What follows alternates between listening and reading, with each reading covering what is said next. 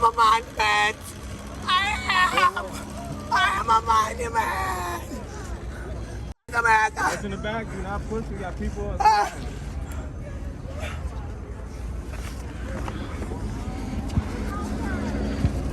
Wait. Yo, stop that. Wait. We'll pause there. So the woman obviously is very distraught, a lot of emotional stress regarding the end of this trial. She says, I'm a monument, F America, and then proceeds to have a grand mal seizure. That is how bad people are reacting to an 18-year-old boy being labeled not guilty. You can't keep it together. That is horrible.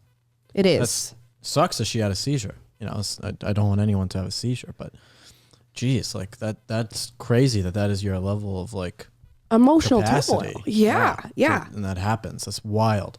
And to scream F America, it makes me feel a little less bad, but I'm like, you know, what are you doing?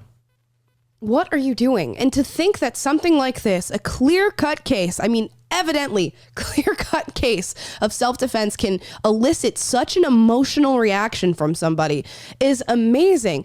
And a lot of the narratives that continue to persist around Kyle Rittenhouse just blow my mind, particularly the narrative of white supremacy and black trauma associated with this case.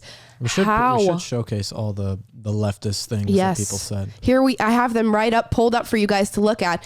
Funny enough, we've heard about these things like Operation Mockingbird. You know, you say a lie enough that it becomes truth, and all these different outlets and all these different leftists will say the same thing over and over and over again, even if it's the exact same quote, and expect people to fall for this narrative. Here is what we found on Twitter. And here's the quote. I want to live in a country where Colin Kaepernick is seen as a hero and Kyle Rittenhouse is seen as a terrorist. Now, it's very strange that we have 8 people, all verified, all leftists, on Twitter, tweeting the exact same quote.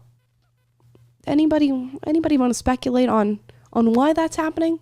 Robots. Essentially robots.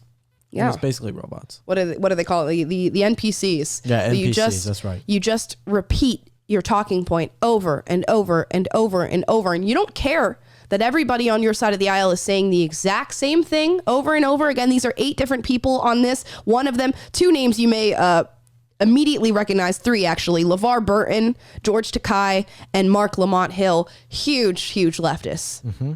All saying the same thing. Yeah, they all say the same thing. Even if all the information is there, you lose, okay? You lost the things that you were talking about, okay? Everything has gone not the way that you planned it to be. You still have such a delusion that you can't look at the evidence and what happened to the trial and the not guilty verdicts and everything else that has happened and say, I screwed up. You still can't do that. You still cannot do that whatsoever. That's just a level of delusion that goes beyond most things. Yeah, and that's what people need to reach here. And I think, how much more evidence do you need to go, okay? There is no amount. There's no amount of evidence. It doesn't matter. There could be, someone could literally have the best piece of evidence that shows exactly, I mean, they already did. But I mean, let's say it was like so even more clear-cut, high quality. It can't be. Someone would watch and it was concrete evidence, they would still say no. They would still say no. They would still say, no, this isn't real. To all the woke leftists out there, I used to be you. Take a moment, take in all the information as it stands, take in the jury's verdict on this case, a trial that's gone on for weeks now, and go, maybe I was wrong. How hard is it to say that? Maybe I was wrong. 4 words. 4 words. Is that within the realm of possibility for you? Because you would much rather see an innocent guy go to prison for life than you would admit that you are wrong. Unbelievable. And now let's get into, a different discussion. What are the implications of this trial going the way that it went? What do you want to see? Do you want to show the MSNBC one? Oh, the MSNBC, the article. Yeah. Let me pull it up for the people here. Yeah, here we are. Kyle Rittenhouse trial was designed to protect white conservatives who kill. Oh, goodness gracious. You are so stupid.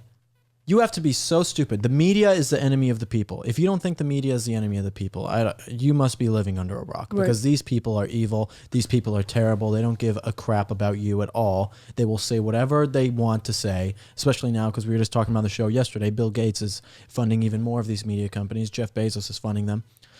So then they write all these leftist horrible things. They're the enemy of the people. Don't trust any single thing that these people say at all. at Don't all. even trust the weather on the New York Times on the back cover of their magazine or their newspaper. All of it is lies. Seriously. Yeah. I posted a TikTok earlier today that luckily we drummed up enough ruckus and it's back, but the 13 minutes in, taken down for hate speech in defense of this verdict. 13 minutes in, taken down for hate speech. Amazing that no matter what you do, taking this whole thing to trial, going through all the steps of due process and still coming out on the other end of us being right, they don't want to see it. No. They don't want to see it. Kyle Rittenhouse is a badass. He is. He took down a rapist. Yep. And stopped arsonists. Yep. And then has now taken down the media Democrat leftist machine. He really has. He is a badass. Even people on the left should be able to say he's a super badass guy. I hope he sues. I hope he sues. Oh, he better. Him and Nick Sandmann better get together and start figuring out how to do absolutely. this. Start a dream team of people who sue for defamation and get millions of dollars. Yeah, I know. Babylon Bee put out a funny article, if you guys saw it, or one of their headlines that said Kyle Rittenhouse and Nick Sandmann decide to have joint custody over CNN. If they were smart, man, I would love to see it. I would love to see it. Here's a couple more reactions from the internet today. See him, this picture of Kyle Rittenhouse below. Now imagine if he were black. And we talked about this on the show. If Kyle Rittenhouse is black, I'd be even more proud because you have to be a black person who goes against the narrative that is constantly pushed on you every single day and go, you know what? No, I'm not going to allow people to riot in my streets. I'm not going to allow them to set cars on fire. I am going to defend myself when they threaten me. I don't care if he's white or black. He's done a great thing. Right. I just hate those kinds of hypotheticals. What if he was Jewish? What if he was Muslim? What if he was gay? Like, none of that. Why does it even matter? And also, you have no idea how people would react. Yep. You literally don't know.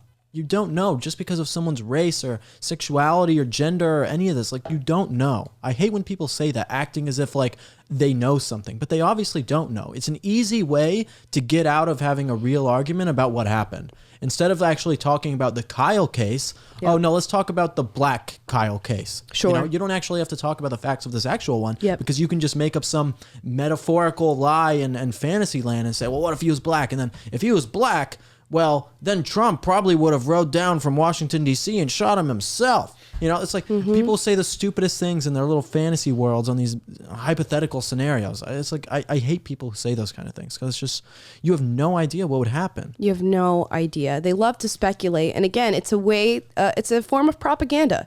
It's a form of propaganda because they can simply put out any lie that they see fit and you'll go, well, yeah. Hypothetically, that would be the case.